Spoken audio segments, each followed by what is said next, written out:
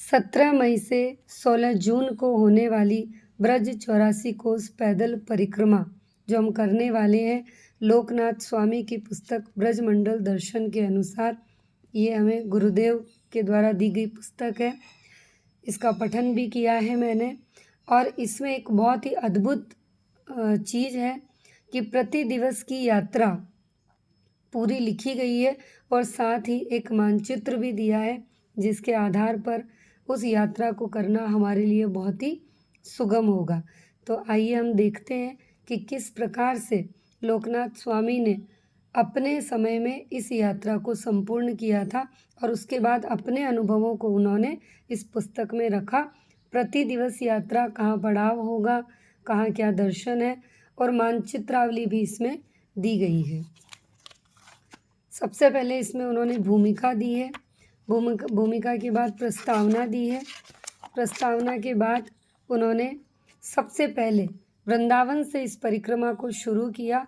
पहला दिन पंचकोशी वृंदावन परिक्रमा, और इस मानचित्र के माध्यम से वृंदावन में कौन कौन से दर्शनीय स्थल है, कहाँ कहाँ हमें दर्शन करने चाहिए, किन कुंडों का आचमन हमें करना चाहिए, वो सारी जानकारी इस पुस्तक में प्रथम दिन में दी गई है और उसकी पूरी डिटेल इस पुस्तक में लिखी है।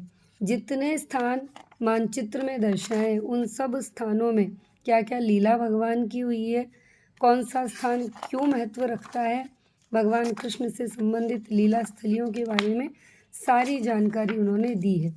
दूसरा दिन लोकनाथ स्वामी जी ने वृंदावन से मथुरा की ओर प्रस्थान किया और इसमें भी इन्होंने एक मानचित्रावली दी है कि आपको कहाँ से शुरू करनी है। तो मैंने यहाँ जहाँ से छोड़ा था वृंदावन परिक्रमा के बाद, तो हम कैसे यात्रा करेंगे, हमारी सुविधा के अनुसार यहाँ से इसे लिखा है कि हम यहाँ से यहाँ तक जाएंगे। वृंदावन से मथुरा 15 से 20 किलोमीटर पड़ता है। पैदल यात्रा में बीच में बहुत सारे दर्शनीय स्थल आते हैं, सभी की जानकारी उन्होंने इसमें दी है।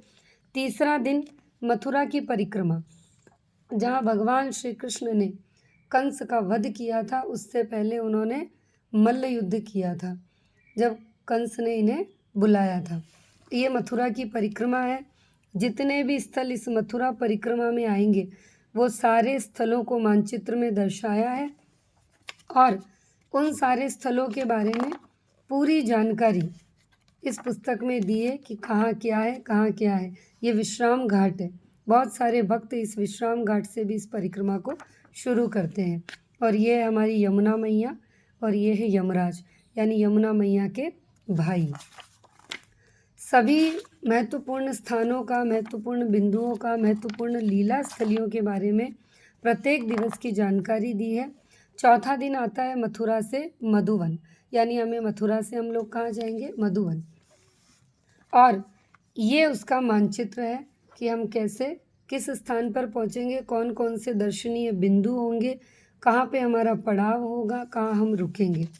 और इन्हीं सब स्थानों का वर्णन यहाँ तक इसमें जो पुस्तक में बिंदु है सब डिटेल में दिया है। अगला आएगा पाँचवा दिन। पाँचवें दिन मधुवन से शांतनु कुंड की ओर, और ये है उसका मानचित्र, मधुवन से शांतनु कुंड की ओर। आगे आएगा पाँचवें दिन के बाद ये सारी जानकारी जब इसमें मिल जाएगी तो छठा दिन होगा शांतनु कुंड से राधा कुंड, जो कि गोवर्धन महाराज यानी गोवर्धन में है राधा कुंड, और ये उसकी मानचित्रावली दी गई है। और इन मानचित्रावली के जो भी लीला स्थलियाँ हैं उन सब का वर्णन इस पुस्तक में किया गया है। सारी लीलाएं बहुत अच्छे से दी है। आगे जब वहाँ पहुँच जाएंगे तो गोवर्धन परिक्रमा होगी। गोवर्धन परिक्रमा सभी भक्त बहुत ही श्रद्धा से करते हैं और ये गोवर्धन परिक्रमा में जो जो दर्शनीय स्थल है उन सब के बारे में जानकारी दी गई है। इसके बाद आगे का जो दिन आएगा, जो दिवस, गोवर्धन परिक्रमा जब पूरी हो जाएगी, गोवर्धन महाराज का अभिषेक पूरा करने के बाद यहाँ पर लोकनाथ स्वामी ने आगे 8वां दिन बताया है राधा कुंड परिक्रमा और बहुलाष्टमी उत्सव। राधा कुंड की परिक्रमा में ये पूरी परिक्रमा राधा कुंड की आती है। इसके अनुसार हम राधा कुंड की परिक्रमा करेंगे। 8वें दिन के बाद हम आगे चलेंगे हमारे 9वें दिन पर। उस जितनी भी ये पुस्तक आपको जो दिखाई दे रही है बहुत ही सुंदर है। एक एक वर्णन इसमें बहुत ही सुंदर किया है। हर एक चीज़ को बहुत अच्छे से इसमें दिखाया गया है। और जो प्राचीन विग्रह है, जो 5000 वर्ष पुराने विग्रह है, उन विग्रहों के बारे में भी इस पुस्तक में बताया है। जो जो अवतार हुए हैं, जैसे हमारे ये वृंदावन के 6 गोस्वामी हैं। जब आप वृंदावन बांके बिहारी मंदिर के पास जाते हैं तो वहाँ पर एक अष्टसखी मंदिर से पहले एक स्थान है अद्वैताचार्य जी का। वहाँ पे ये 6 गोस्वामियों की चित्र छवि आपको दिखाई देती है। और ये अरिष्टासुर का वध किया था। इस पुस्तक में बहुत ही सुंदर वर्णन है उसके बारे में। आगे 9वां दिन आता है। अब हम राधा कुंड से निकलकर कहाँ पहुँचेंगे? डीग, जो कि भरतपुर में है। और भरतपुर पहुँचने के लिए इस मानचित्र का हम प्रयोग करेंगे कि हम राधा कुंड से कैसे वहाँ पहुँचेंगे। 90वें दिन राधा कुंड से डीग पहुँचकर जो जो भी लीला स्थली है भगवान की, हम उनका दर्शन करेंगे। और उसके बाद 10वें दिन हम जब डीग पहुँच चुके होंगे तो फिर हम पहुँचेंगे बद्रीनाथ।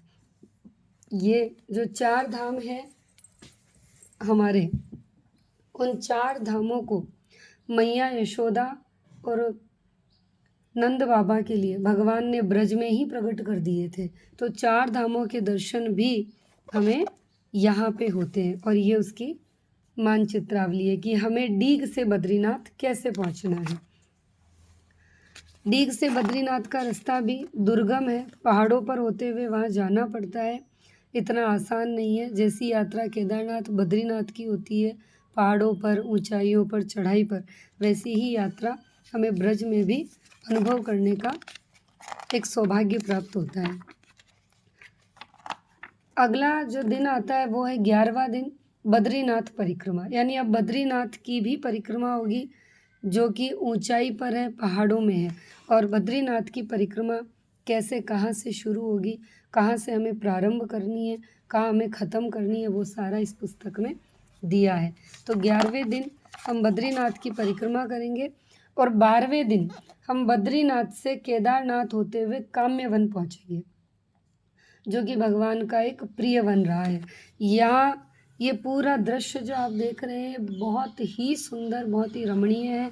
और केदारनाथ के रास्ते होते हुए, यानी पहले बद्रीनाथ, फिर बद्रीनाथ से केदारनाथ, और केदारनाथ से हम काम्यवन पहुँचेंगे। बहुत ही पथरीला और पहाड़ी रास्ता है केदारनाथ, बद्रीनाथ और काम्यवन। 13वें दिन जब काम्यवन पहुंच जाएंगे तो काम्यवन की आंतरिक परिक्रमा करेंगे, यानी इसके अंदर की परिक्रमा होती है। उस परिक्रमा को हम इस मानचित्रावली के माध्यम से करेंगे। ब्रज में जब हम जाते हैं, जब हमें नहीं पता होता है तो किसी न किसी माध्यम का सहारा लेना पड़ता है। भगवान की लीला स्थलियों के बारे में जानकारी होना बहुत ज़रूरी है। किस रास्ते से जाना है, कैसे जाना है, वो भी पता होना ज़रूरी है। एक परिक्रमा अंदर की होती है, एक परिक्रमा बाहर की होती है। सबकी जानकारी होना बहुत ज़रूरी है, अन्यथा परिक्रमा में जाकर भी हमें पूरी तृप्ति नहीं मिल पाती। 14वें दिन अब काम्यवन की बाह्य परिक्रमा होगी, यानी 13वें दिन आंतरिक परिक्रमा थी, अब आगे बाह्य परिक्रमा। ये बाह्य परिक्रमा कैसे करनी है उसके बारे में ये पूरी मानचित्रावली है। मानचित्र इस पुस्तक में होने से हमें ये लाभ प्राप्त होगा कि कोई भी दर्शन का बिंदु हमसे छूटेगा नहीं, और एक एक चीज़ हम जाके इसमें दर्शन कर सकते हैं। इसी में व्योमासुर की गुफा आती है। व्योमासुर एक भयानक असुर था जिसे भगवान ने मारा था, और व्योमासुर की गुफा के वहीं पे चरण चिन्ह है बलराम जी के, क्योंकि ऐसी हमारे शास्त्रों में प्रमाण है कि जब व्योमासुर को मारा तब धरती कांपने लगी थी। जब धरती कांपने लगी थी तो धरती के भार को कम करने के लिए बलदाऊ जी ने अपने चरण धरती पर रखे, तो उनके चरणों की के बाद चिन्ह बन गए। वो चिन्ह आज भी वैसे ही हैं जैसे 5000 वर्ष पूर्व थे। 15वें दिन काम्य वन से वर्षाना यानी हम बरसाना के लिए निकल जाएंगे। और कैसे कहाँ पहुँचेंगे, तो 15वें दिन काम्य वन से निकल के हमें बरसाना तक पहुँचना है। वो यहाँ से होगी कि जैसे विमल कुंड से ये परिक्रमा शुरू होगी, उसके बाद कैसे क्या करना है वो सारा मैंने इसमें लिखा है। काम्य वन से बरसाना 15वें दिन, सारी लीलाएं इसमें दी गई है। उसके बाद 16वें दिन गोवर्धन पूजा और बरसाना की परिक्रमा, यानी गोवर्धन पूजा, गोवर्धन की परिक्रमा अलग थी, यहाँ पे पूजा के तौर पे पूजा की जाएगी और बरसाना की परिक्रमा की जाएगी। बरसाना की परिक्रमा सबको पता है, जो भक्तजन जाते रहते हैं, और इसमें उसकी मानचित्रावली भी दी गई है। और कौन कौन से दर्शनीय बिंदु बरसाना में है उसके बारे में बताया है। ये गोवर्धन पूजा जिस प्रकार से 56 भोग लगा के की गई उसका चित्रपट है। बहुत ही सुंदर पुस्तक है। एक एक चीज़, एक एक दर्शन, एक एक लीला स्थली भगवान श्री कृष्ण से संबंधित जो भी है वो सब इसमें बताया गया। सारी लीलाओं का महिमा मंडन बहुत ही सुंदर तरीके से किया गया। और ये है हमारी श्रीमती राधा रानी। 17वां दिन बरसाना से नंदगांव की ओर जाएंगे।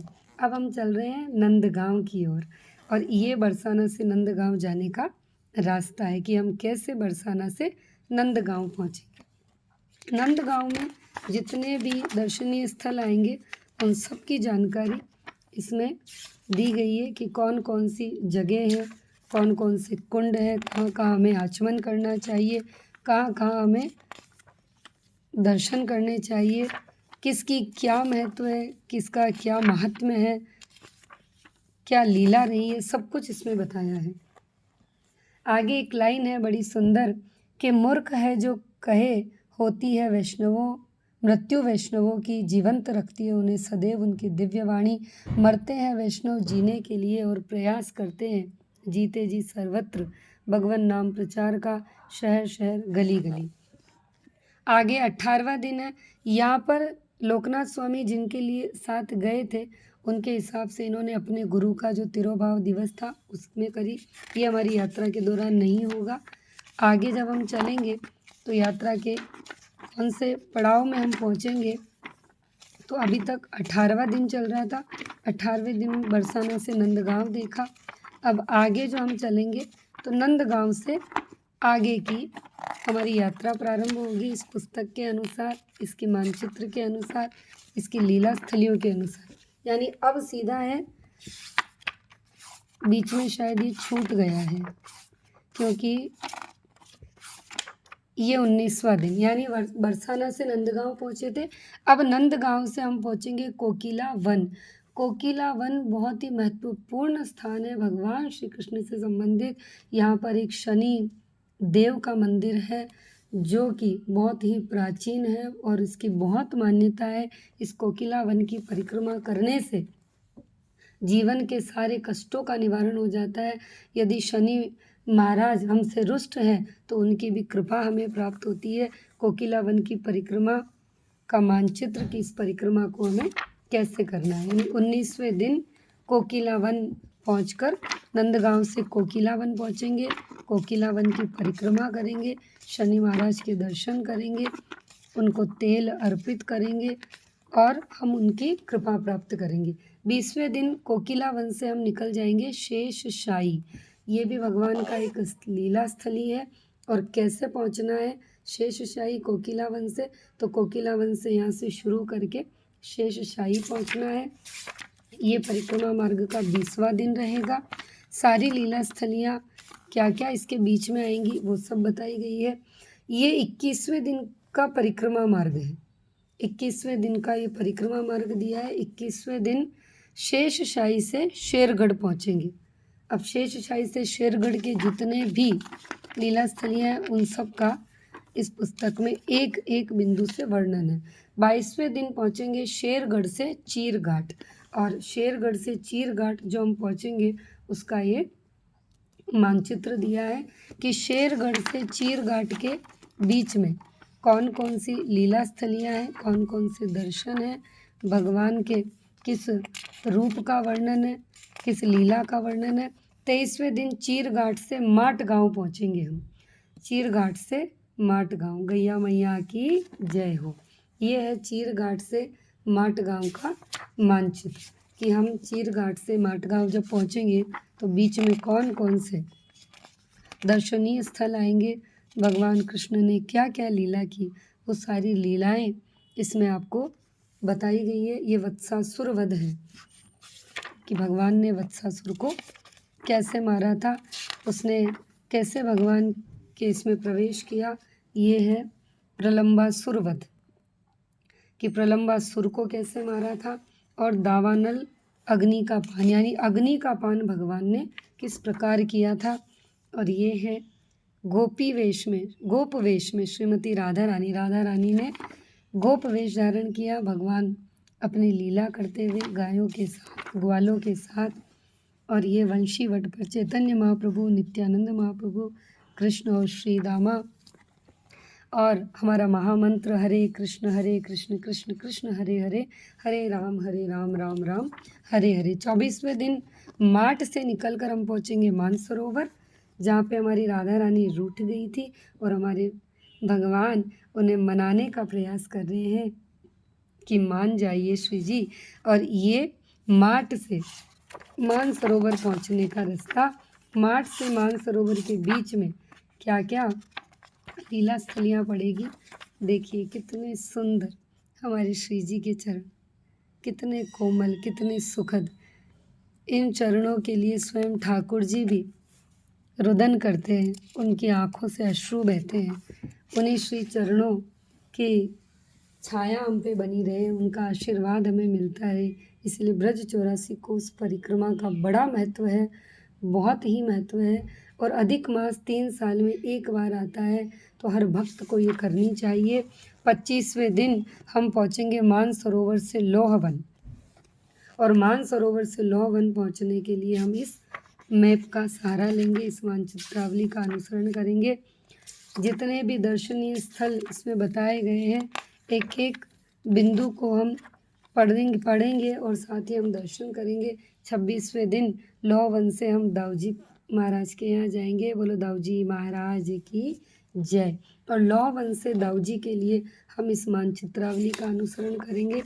और लोहवन से दाऊजी जाते वक्त जो भी लीला स्थलियाँ आएगी, जो इस मानचित्रावली में दी गई है, उन सब का दर्शन करते हुए हम दाऊजी तक पहुँचेंगे। 27वें दिन दाऊजी से हम पहुँचेंगे ब्रह्मांड घाट, जो कि गोकुल में पड़ता है, और इस मानचित्र का हम सहारा लेंगे। ब्रह्मांड घाट वही है जहाँ पर ठाकुर जी ने मुँह में माटी खाई थी और मैया यशोदा ने भगवान से कहा कि लाला अपनो मुँह खोल, तूने माटी खाई है। तो लाला बोले नहीं खाई है, लेकिन जब मैया नहीं मानी तो भगवान ने अपना मुख खोला और पूरे ब्रह्मांड का दर्शन कराया, इसीलिए इसका नाम ब्रह्मांड घाट। 28वां दिन ब्रह्मांड घाट में ही यहाँ जिन्होंने इस पुस्तक को लिखा, उन्होंने अपने अनुभव साझा किए। यहाँ ब्रह्मांड घाट में उन्होंने विश्राम किया था। हम कितनी देर विश्राम कर पाएंगे ये तो श्री जी ही जाने, ये हमें भी नहीं पता। 29वें दिन ब्रह्मांड से रावल राधा रानी का जन्म स्थल है भैया। रावल देखिए हमारे प्यारे से ठाकुर जी रुदन कर रहे हैं। और ब्रह्मांड घाट से रावल कैसे पहुँचेंगे, हम इस मानचित्रावली का प्रयोग करेंगे। मानचित्र के माध्यम से ब्रज 84 कोस परिक्रमा बहुत आसान हो जाती है, क्योंकि जब भी हम किसी स्थान पर जाते हैं, यदि हमें पता ही नहीं हो कि कौन कौन से स्थान हैं, कौन कौन सी लीला स्थलियाँ हैं, तो हमारे लिए परिक्रमा थोड़ी बोझिल सी होने लगती है। लेकिन यदि सब चीज़ें पता हो, पहले से हम पढ़ के जाएं, थोड़ा सा चिंतन करके जाएं, ठाकुर जी के बारे में जान कर जाएं, तो शायद बहुत ही सुखद अनुभूति हमें परिक्रमा के दौरान भी मिलेगी। अब अंतिम पड़ाव है, यात्रा पूरी होने वाली है। सारी लीला स्थलियों के दर्शन भी इसमें बहुत सुंदर दिए हैं। यहाँ देखो कि हाथ गाड़ी तोड़कर शकुटासुर को भूमि पर पटकते हुए श्री कृष्ण जब छोटे से थे पालने में, ये तब की लीला है कि शकुटासुर का कैसे वध किया, ठाकुर जी कैसे गैया मैया की सेवा किया करते थे। लाडली लाल का मंदिर, और अंतिम पड़ाव की ओर 30वें दिन जहाँ से हमने परिक्रमा शुरू की थी वृंदावन, तो मथुरा के रास्ते रावल और रावल से वृंदावन, और इस मानचित्र का प्रयोग करते हुए हम जहाँ से हमने परिक्रमा शुरू की थी वापस वहीं पहुँच जाएंगे। इस पुस्तक में इस परिक्रमा को 30 दिन में करने के लिए जानकारी दी गई है, लेकिन हम 15 दिन में इस परिक्रमा को करने का प्रयास करेंगे। यदि राधा रानी ने हम पे कृपा करी, अगर श्री जी ने साथ दिया, बल दिया, तो हम करेंगे, क्योंकि इसके 2 दिन को हम 1 दिन में करने का प्रयास करेंगे। ऐसा ही हमारा मन है और ऐसी ही कृपा हम पर श्रीमती राधा रानी बनाए रखे। ठाकुर जी ने जहाँ जहाँ लीला करी है उन सब के हम दर्शन करें, उन सब का हमें अनुभव हो। श्री जी लाडली लाल हमारे साथ रहे। तो ये ब्रजमंडल दर्शन पुस्तक बहुत सुंदर है। इसको पढ़ना शुरू किया है, अभी कुछ ही दिन हुए हैं, लेकिन इसमें जितनी भी लीला स्थलियों के दर्शन हैं बहुत ही सुंदर है, बहुत ही सुखद है। 30 दिन में लोकनाथ स्वामी जी ने अपने भक्तों के साथ इस परिक्रमा को किया था। इनके 2 दिन को हम 1 दिन में लेंगे और इस परिक्रमा को पूरी करेंगे। आप भी यदि वृंदावन प्रेमी है, ब्रज के प्रेमी है, ब्रज रस पान करता है, ब्रज रज पान करता है, तो 3 साल में एक बार आने वाले पुरुषोत्तम मास में ये जो परिक्रमा ब्रज 84 कोस 17 मई से 16 जून को लगने वाली है, ज़रूर इस परिक्रमा का लाभ प्राप्त कीजिए। और इस नक्शे की यदि PDF चाहिए तो आप मुझे बताइएगा, मैं आपको ये PDF प्रोवाइड करवा दूँगी। राधे राधे, जय श्री राधे।